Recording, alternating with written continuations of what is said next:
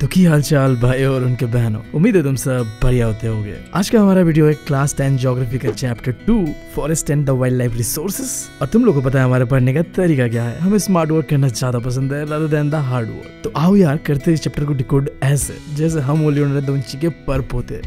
और ये जो हमारा प्यारा अर्थ है ना, ये सिर्फ हमारा नहीं है, हम सबका है। डिफरेंट लाइफ फॉर्म्स इंसानों के अलावा भी है इस दुनिया के अंदर, like different animals, different plants, different birds, यहाँ तक कि डिफरेंट माइक्रो ऑर्गेनिजम्स। और यही जो डिफरेंट लाइफ फॉर्म अर्थ के अंदर पे है ना, इसी को साइंटिफिक टर्म पे कहते हैं एक साथ मिलकर बायोडाइवर्सिटी। अगर तुम डेफिनेशन जानना चाहते हो बायोडाइवर्सिटी का, तो कुछ ऐसा बनेगा कि अलग अलग जो लिविंग थिंग्स है अर्थ के अंदर पे, चाहे वो एनिमल है, प्लांट्स है, माइक्रो ऑर्गेनिजम्स है, जो कि एक ही इकोसिस्टम के अंदर पे रहता है, एग्जिस्ट करते हैं, तो उसी को कहते हैं बायोडाइवर्सिटी। अब तुम्हें यहाँ पे एक कंफ्यूजन और आ रहा होगा कि ये इकोसिस्टम क्या है। देखो मैंने बताया अलग अलग लाइफ फॉर्म है इस अर्थ के अंदर पे। अब जब वो इंटरेक्ट करते हैं आपस पे, तो एक सिस्टम बनता है। That system is called the ecosystem, जहाँ आपस में हम इंटरडिपेंडेंट होते, एक के बिना तो दूसरा चल ही नहीं पाएगा। कुछ इस तरीके का सीन होता है। बट खैर हमें यहाँ नहीं जाना, हमें जाना है ये जानने की फ्लोरा एंड फोना इंडिया के अंदर पे कैसा है, नहीं है। बट इससे पहले फ्लोरा एंड फोना का मतलब तो समझ लो। फ्लोरा मीन्स जितने भी प्लांट लाइफ अर्थ के अंदर पे है उन्हें कहते हैं, और फोना मीन्स जितने भी एनिमल लाइफ अर्थ के अंदर पे है उन्हें कहते हैं। सो नाउ इस ज्ञान के साथ अब बढ़ते हैं इंडिया के बारे में जानने की। कैसा सीन है फ्लोरा एंड फोना का इंडिया के अंदर पे? बहुत बढ़िया सीन है, मैं बता रहा हूँ। India one of the richest country पे आता है जहाँ बायोडाइवर्सिटी भरपूर है। अब जब मैं बायोडाइवर्सिटी कह रहा हूँ, इसका सिंपल सा मतलब है अलग अलग जो फ्लोरा एंड फोना का लाइफ है, इसके बारे में हम बात कर रहे हैं। ऐसा कहा जाता है कि जितना फ्लोरा एंड फोना का बायोडाइवर्सिटी इंडिया के अंदर पे है ना, इससे और दुगना या तिगना डिस्कवर होना बाकी है अभी। बट दिक्कत ये है ना, हम इंसान इस बायोडाइवर्सिटी का इज्जत नहीं करते यार। हम बहुत ही ज्यादा इनसेंसिटिव है towards forest and wild life resources. अब इसका बहुत बड़ा कारण ये भी है कि हमारे पास लैक ऑफ नॉलेज है शायद। अब इस लैक ऑफ नॉलेज की वजह से हो क्या रहा है, कई सारे plants and wild life resources या तो खत्म होने की कगार पे है या तो खत्म हो चुके हैं। अब जैसे चीता खत्म हो चुका था इंडिया पे, बट हम फिर से लाए उसे। इसी तरीके से एक पिंक हेडेड डक है, वो तो खत्म हो चुका है। One horn rhino, tiger, lion, list बहुत लंबा है। ऐसा नहीं था कि हमेशा से ये सारे जानवर खत्म होने की कगार पे थे। ये हमारा इनसेंसिटिव बिहेवियर था टुवर्ड्स एनिमल्स और फॉरेस्ट, जिस वजह से आज ये हालत है। अब इन सब को सुधारने के लिए जरूरत था एक कंजर्वेशन का, एक कंजर्वेशन आइडिया जो इस इकोलॉजिकल डाइवर्सिटी को बैलेंस कर सकेगा। अब इसी से हमारा अगला टॉपिक भी आता है, conservation of forest and wild life in India. देखना ये है कि हमने अपने फॉरेस्ट और वाइल्ड लाइफ को बचाने के लिए कैसा कंजर्वेशन मेथड उठाया, कैसे हमने बचाने की कोशिश किया, नहीं किया।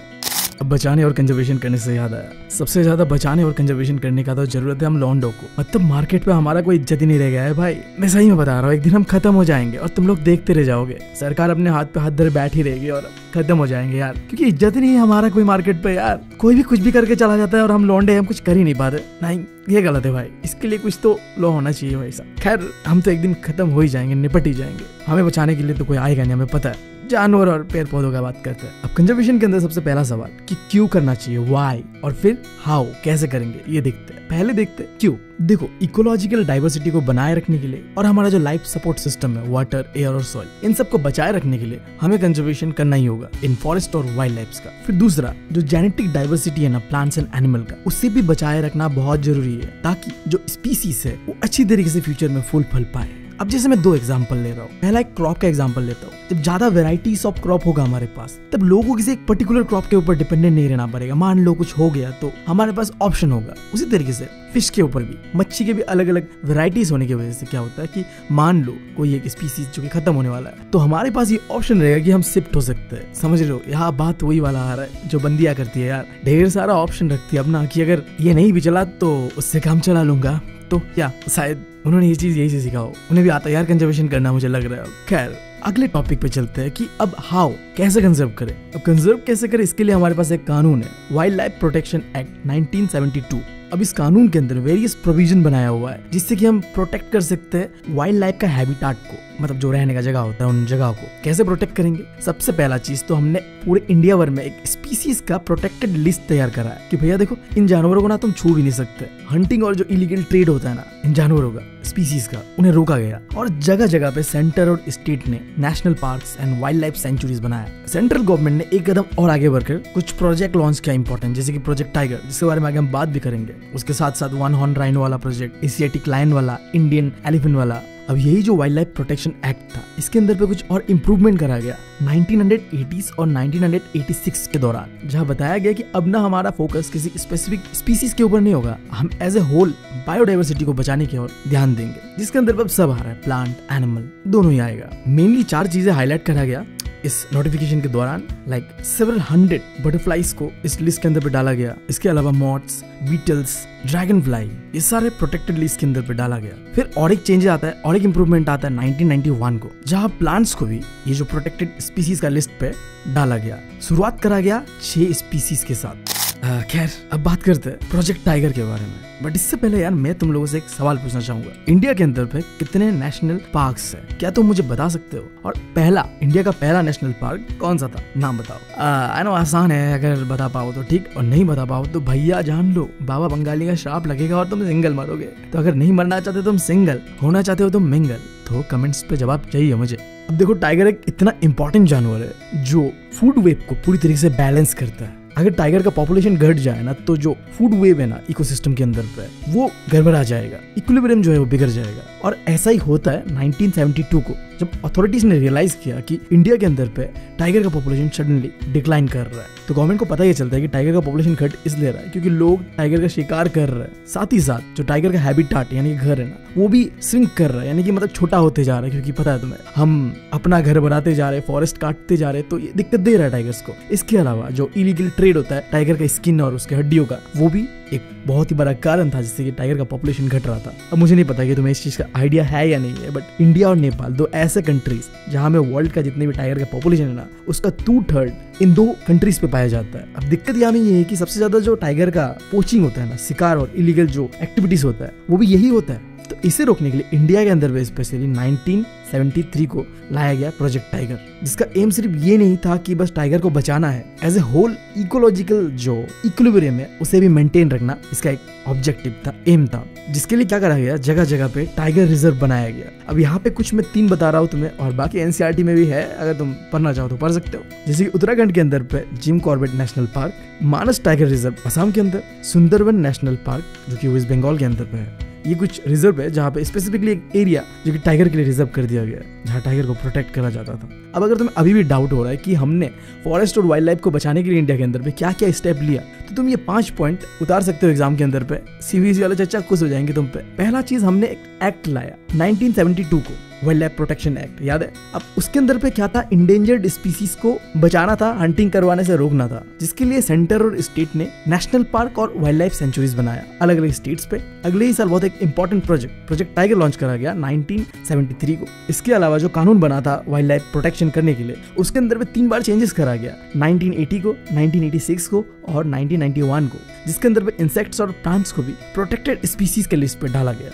खैर, इसके बाद अब बात करते हैं type and distribution of forest and wild life. Specifically आप पढ़ना है टाइप ऑफ फॉरेस्ट के बारे में। 3 तरीके का फॉरेस्ट होता है इंडिया के अंदर पे। पहला है रिजर्व फॉरेस्ट, दूसरा है प्रोटेक्टेड फॉरेस्ट और तीसरा है अनक्लास्ड फॉरेस्ट। अब रिजर्व फॉरेस्ट और प्रोटेक्टेड फॉरेस्ट जो है वो ओन और मैनेज करता है गवर्नमेंट, बट जो अनक्लास्ड फॉरेस्ट है वो गवर्नमेंट के साथ साथ कोई इंडिविजुअल या कोई कम्युनिटी भी मिलकर मैनेज करता है और ओन करता है। रिजर्व फॉरेस्ट के अंदर पे कोई भी ह्यूमन एक्टिविटी अलाउ नहीं है। प्रोटेक्टेड फॉरेस्ट के अंदर पे अलाउ है, बट कुछ सामान जंगल से अगर चाहिए, घास फूस कच्ची उच्ची तोड़ के लाओ, बस इतना ही है। बट अनक्लास फॉरेस्ट के अंदर पे तुम कोई भी एक्टिविटी जो तुम्हें मन वो कर सकते हो। इंडिया के अंदर में जो आधा से ज्यादा फॉरेस्ट है ना, वो रिजर्व फॉरेस्ट है। 1/3 फॉरेस्ट जो है वो प्रोटेक्टेड फॉरेस्ट है, और बाकी जो बचे हुए अदर फॉरेस्ट और वेस्टलैंड वो है अनक्लास फॉरेस्ट। एग्जाम्पल का बात करूँ तो रिजर्व फॉरेस्ट का एग्जाम्पल ज्यादातर पाया जाता है Jammu and Kashmir, west Bengal and Kerala के अंदर। प्रोटेक्टेड फॉरेस्ट का एग्जाम्पल बिहार है, हरियाणा है, पंजाब है, और अनक्लास फॉरेस्ट का एग्जाम्पल है north eastern states and the part of Gujarat. खैर यार,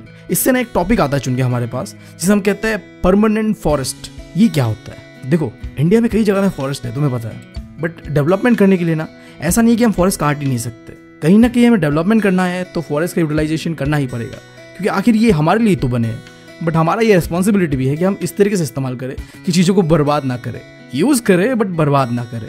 तो इसलिए इस परमानेंट फॉरेस्ट का कॉन्सेप्ट आता है, जिसके अंदर में देखो जो रिजर्व और प्रोटेक्टेड फॉरेस्ट है ना, ये आ जाता है। यानी कि देखो, ये रिजर्व और प्रोटेक्टेड फॉरेस्ट को मिला के जो भी फॉरेस्ट बनता है ना, उसे तुम नहीं छूओगे, ठीक है? ये परमानेंटली फॉरेस्ट ही रहेगा।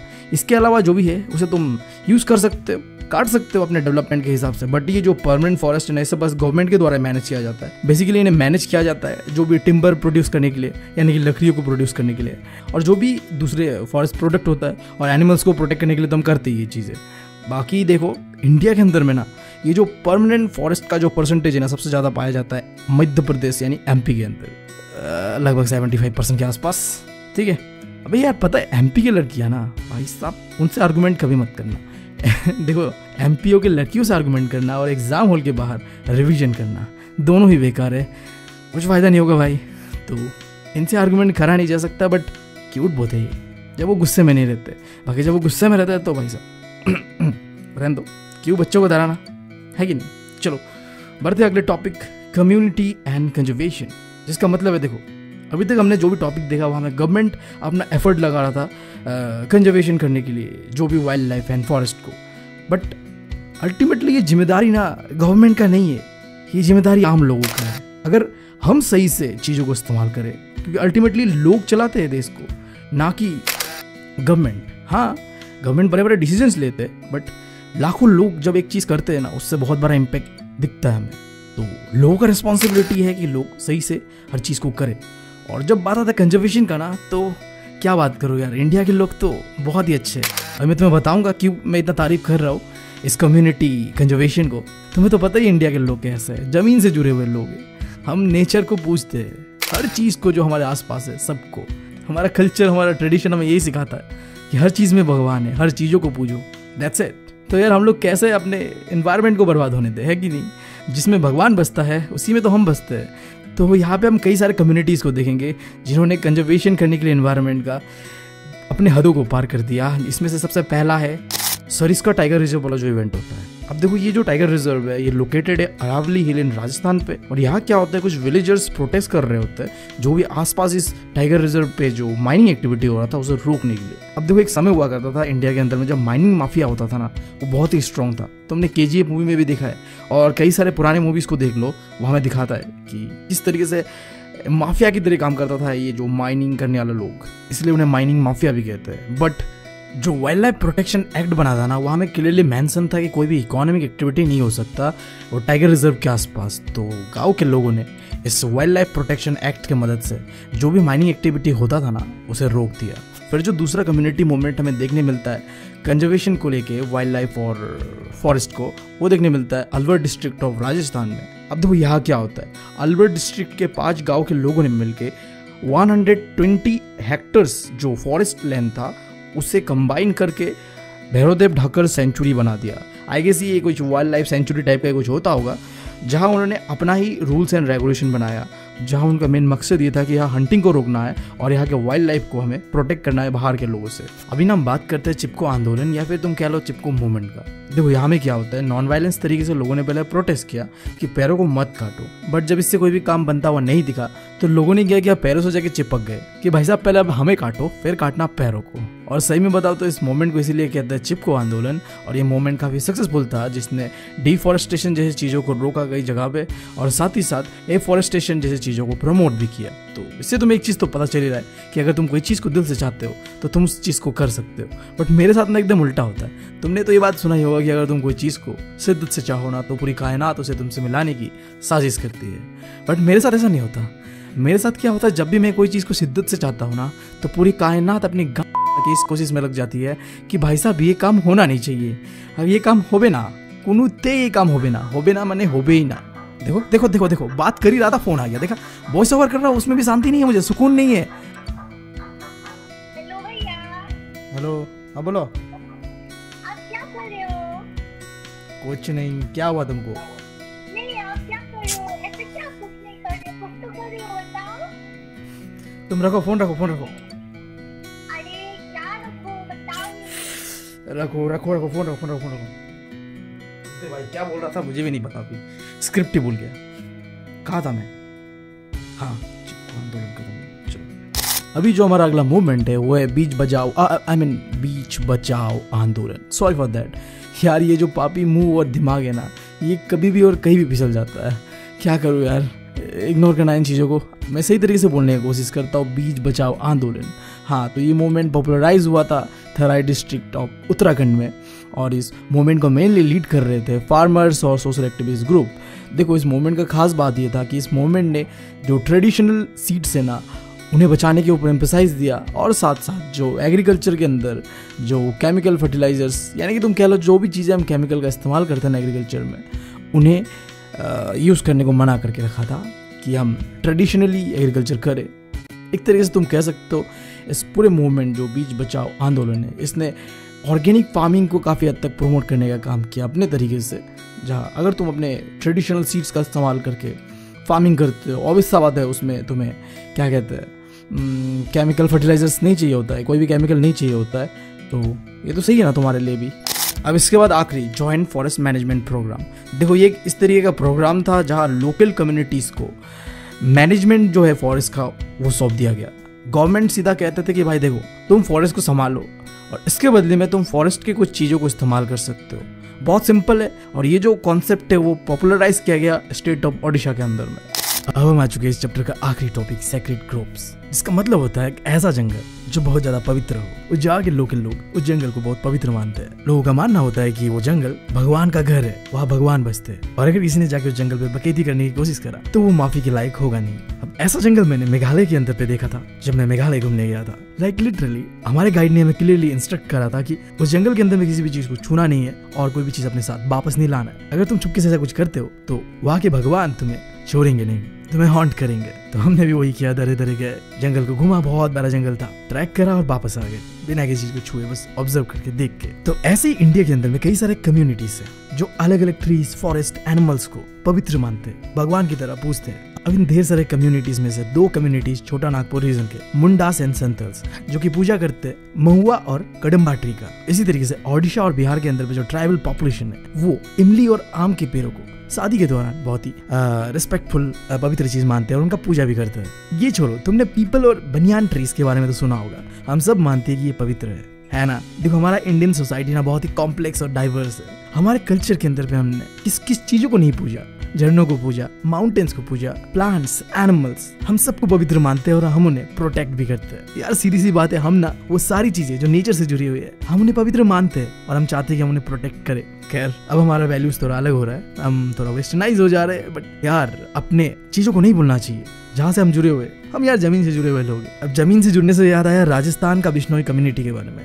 देखो यार, राजस्थान के लोग ना सबसे ज्यादा जमीन से जुड़े हुए मुझे लगता है, स्पेशली ये बिश्नोई कम्युनिटी। ब्लैक बर्ड, नीलगाय, पिकॉक, इन सारे चीजों को इन्होंने पवित्र माना हुआ है। यहाँ तक कि मैंने एक डॉक्यूमेंट्री देखा था जहाँ पे ये नीलगाय, ब्लैक बर्ड को एक फैमिली का पार्ट मानते हैं। मतलब वो घर पे आ जा रहे, खा ले रहे, दूध खिला दे रहे बच्चों को, जानवरों के। लिटरली ये इंसान और जानवरों के बीच में स्पेशल बॉन्डिंग यार सिर्फ इंडिया में देख सकते हो तुम। अब इस चैप्टर को पढ़ के हमने ये तो समझ लिया कि नेचर हमारे लिए कितना इंपॉर्टेंट है। अब इस चैप्टर को खत्म भी करते हैं नेचर का इंपॉर्टेंस के साथ ही, जो कि गौतम बुद्ध ने आज से कई सालों पहले 487 BC में एक बात कोट करा था। ट्री ना एक ऐसा जीव है जो कि ना दयालु है, बहुत ज्यादा दयालु है। उसने यार जिंदगी में हमसे कभी कुछ नहीं मांगा, हमेशा हमें दिया है, बस दिया ही है। यहाँ तक कि जो इंसान उसे काटने आता है ना, उसे भी उसने छाया दिया है। भाई साहब देखो कितनी बड़ी बात कर दी है गौतम बुद्ध ने यहाँ पे। अब मैं एक छोटी सी बात करके वीडियो को खत्म करता हूँ। यार चैप्टर खत्म हो चुका है, उम्मीद तुम लोगों को पसंद आया होगा। अगर पसंद आया ना यार तो सब्सक्राइब करे बिना जाना मत। जाते जाते मैं तुम लोगों से बस इतना ही कहना चाहूंगा।